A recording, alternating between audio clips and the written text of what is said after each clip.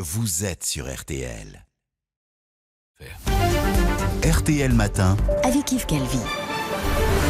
Il est 7h44, excellente journée à vous tous qui écoutez RTL. Alba Ventura, vous recevez donc ce matin le député La France Insoumise du Nord, Adrien Quatennens. Bonjour Adrien Quatennens. Bonjour Alba Ventura. Un carnaval sauvage en pleine épidémie à Marseille, 6500 personnes. Est-ce que vous dites, comme la mairie de Marseille, c'est inexcusable?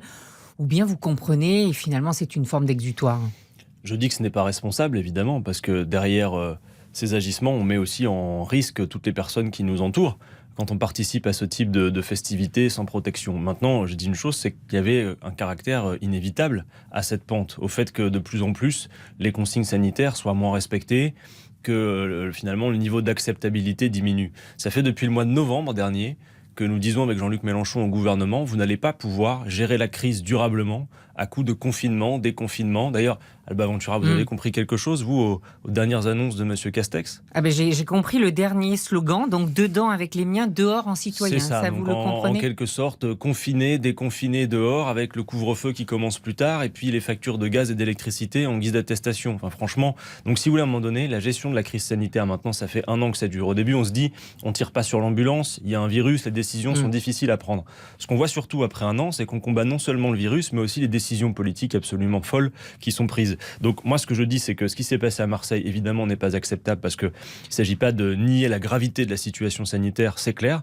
Mais en attendant, maintenant, il y a une chose qu'il faut dire, c'est qu'on ne pourra pas durablement traiter cette crise à coup de confinement et de déconfinement. Vous auriez fait quoi, vous, Écoutez, Adrien Quatennens? nous, en plus, vous êtes fait, élu du Nord, donc une des régions sous tension. Ça fait depuis le mois de novembre que nous proposons au gouvernement un plan complet d'alternative au confinement. Il s'agit de dire comment lutter contre le virus, limiter au maximum sa circulation, tout en permettant que la vie reprenne dans tous les secteurs. Mais quoi, on ferme les écoles? Non, au contraire. On réouvre la plupart des lieux, notamment les lieux de culture. Je pense aux plus de 70 théâtres qui sont mobilisés aujourd'hui, parce que, évidemment, nous avons besoin de respirer, nous avons besoin de nous cultiver, de nous divertir. Sinon, la 4e vague, on le sait, va être une vague d'ordre psychologique. On le voit déjà. En revanche, il faut créer les conditions partout, d'accroître les protocoles sanitaires. Nous avons proposé, par exemple, qu'on équipe un maximum de lieux avec les purificateurs d'air.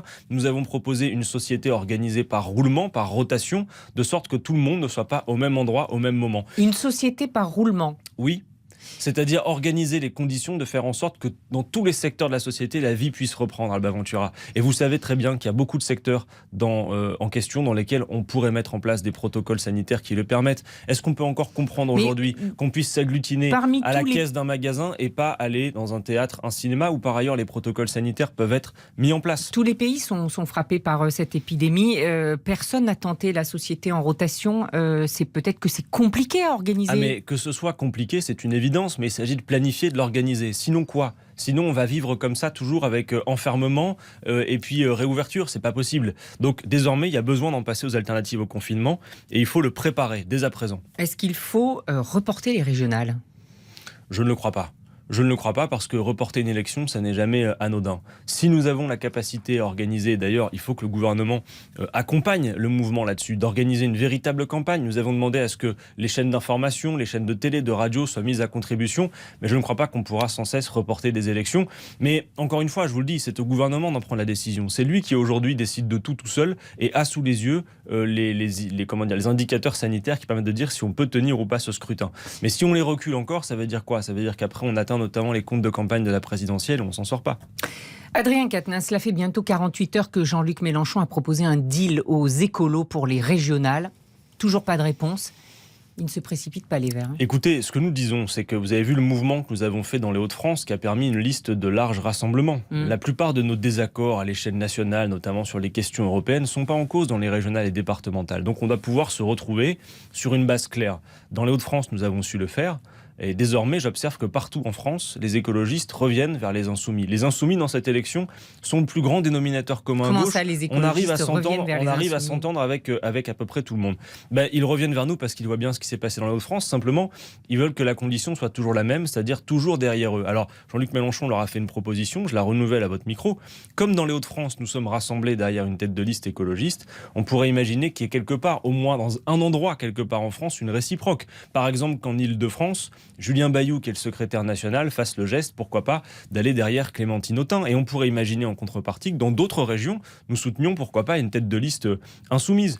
En gros, vous dites au vert, laissez-nous au moins une tête de liste, on se met ensemble, mais laissez-nous au moins une tête de liste, comme par hasard en Île-de-France. Ne serait-ce que pour la forme. Mais je dis l'Île-de-France parce que ça me paraît être un bon exemple, parce que Julien Bayou est secrétaire national d'Europe Écologie Les Verts, mais ça pourrait être pourquoi pas en PACA, en Occitanie, qui est au moins une réciprocité dans un accord de partenariat. Ça se comprend, je crois. Les Verts ont plutôt bien réussi aux européennes et aux municipales, donc ce qu'ils vous disent, c'est pardon, mais aujourd'hui l'écologie est la locomotive. Ça, ce sont les mots de Julien Bayou. Écoutez, aujourd'hui tout le monde se prétend écologiste. La question, c'est de savoir ce qu'on fait concrètement et comment on se prépare à affronter le changement climatique. Vous voyez, j'ai amené un petit livret programmatique que nous avons sorti en librairie. Ça s'appelle La planification écologique. Ce sont les propositions de Jean-Luc Mélenchon pour faire face à cette crise climatique, c'est-à-dire respecter la règle verte, mettre toute notre économie au service de ce grand défi. Donc vous dites qu'il n'y a pas de différence entre nous et les écologistes. En tout cas, elles ne sont pas en cause dans les régionales et les départementales. Et donc, puisqu'on y arrive dans l'Hauts-de-France, on devrait pouvoir y arriver ailleurs. Et nous, on propose d'ailleurs même de se ranger derrière des écologistes dans d'autres régions, mais on demande simplement qu'il y ait au moins une réciproque. Et je pense que ça peut se comprendre, non ?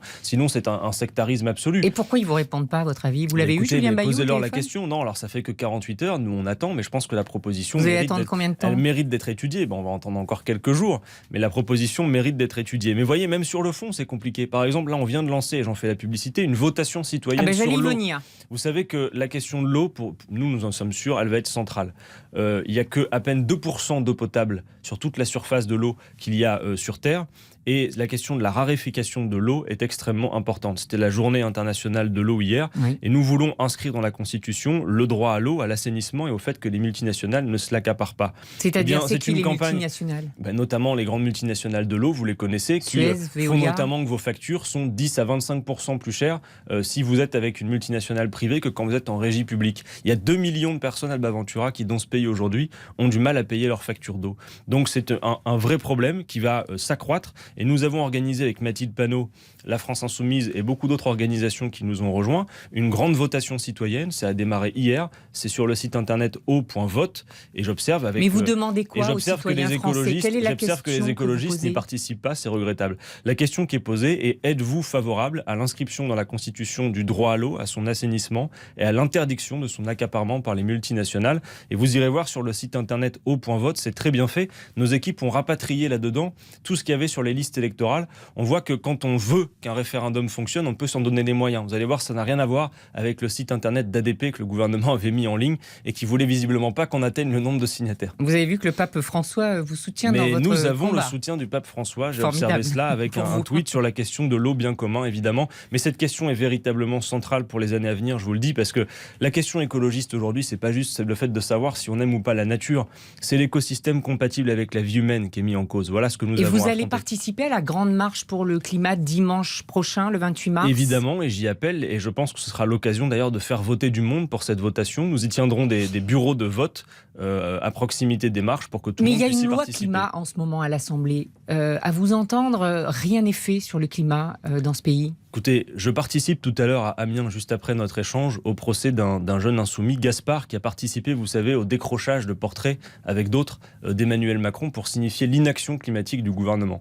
Alba Ventura, vous savez que l'État a été condamné en justice pour inaction climatique. Le bilan écologiste d'Emmanuel Macron, c'est la répression des militants écologistes, c'est le fait d'avoir en avril dernier, par décret, diminué nos ambitions de diminution des gaz à effet de serre pour mieux dire ensuite qu'il avait atteint les objectifs, c'est la réintroduction des néonicotinoïdes, le refus d'interdire le glyphosate. Et les passoires thermiques, la limitation des vols domestiques, limitation de la construction des centres commerciaux ou l'affichage publicitaire. Les citoyens de la Convention citoyenne pour le climat, vous vous en souvenez, qui en juin dernier étaient rassemblés dans les jardins de l'Élysée avec M. Macron, se sont entendus dire « je prends tout, je ne mets que 3 jokers ». Eh bien, la loi qui est en discussion à l'Assemblée, c'est une loi des jokers. Les 3/4 de leurs propositions ont été foulées aux pieds, mises à la poubelle. Raison pour laquelle, d'ailleurs, ils appellent ce dimanche à une grande marche. C'est la Convention citoyenne qui fait la loi dans notre pays, c'est pas en tout cas, les députés. Que ce soit les citoyens qui la fassent. Moi, les propositions de la Convention citoyenne pour le climat, elles me vont très bien. 90% d'entre elles sont dans le programme que nous proposons. Ce qui veut dire que quand vous prenez des citoyens, que vous les tirez au sort, que vous leur demandez de travailler, vous atterrissez à 90% sur le programme de Jean-Luc Mélenchon. Moi, franchement, ça me va.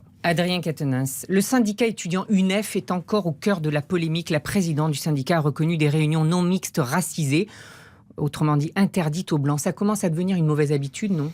Écoutez, je pense que là, on a une polémique qui est une véritable diversion. Quand Valérie Pécresse, il y a 2 jours, fait une réunion réservée aux femmes dans le cadre de sa campagne des élections régionales, j'entends pas qu'il faut dissoudre Valérie Pécresse ou son équipe de campagne. C'est pas tout à fait réservé aux femmes. Vous savez très bien que c'est les femmes qui ont subi des violences. Quand certains clubs de grands bourgeois, comme par exemple des clubs d'automobiles, sont réservés aux hommes, j'entends pas non plus parler de dissolution. Vous savez très bien que ça n'a rien à voir, Adrien Quatennens. On ne peut pas comparer les alcooliques anonymes avec ces réunions. Alba Ventura, je vais vous dire une chose. Cette discrimination anti-blanc, c'est du racisme, non? Laissez-moi vous répondre, Alba Ventura. Dans le syndicat UNEF, il n'y a pas de grandes réunions où se prennent des décisions, où l'on trie les personnes en fonction de leur couleur de peau ou de leur sexe. Il y a en revanche des groupes de parole, comme ça existe depuis des années, où des femmes discriminées ont envie d'échanger sur les discriminations qu'elles subissent entre elles, où des personnes de couleur ont envie d'en faire autant. Et quelle est cette polémique absurde qui ferait que, alors que la jeunesse de ce pays est de plus en plus nombreuse à faire les files d'attente pour les banques alimentaires, alors que la pauvreté des jeunes s'accroît, qu'on a un gouvernement qui parle de pente fasciste et qui éventuellement parle de dissolution d'un syndicat étudiant, ce serait gravissime. Que Jean-Michel Blanquer aille s'occuper du syndicat Avenir lycéen dans lequel il a les mains fourrées dans le sac, et puis après on reparle du reste. Merci Adrien Quatennens. Merci à vous. Nous proposons un plan complet d'alternative au confinement, une société par roulement et planifiée et organisée, vient de nous dire Adrien Quatennens, qui se dit favorable au maintien des élections régionales et à une grande consultation nationale sur l'eau. L'intégralité de l'entretien, comme chaque jour, est à retrouver sur le site RT.